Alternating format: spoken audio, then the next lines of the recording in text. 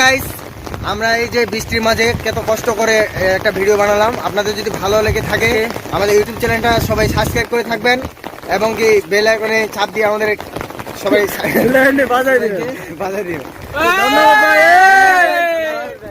আমরা দেখতে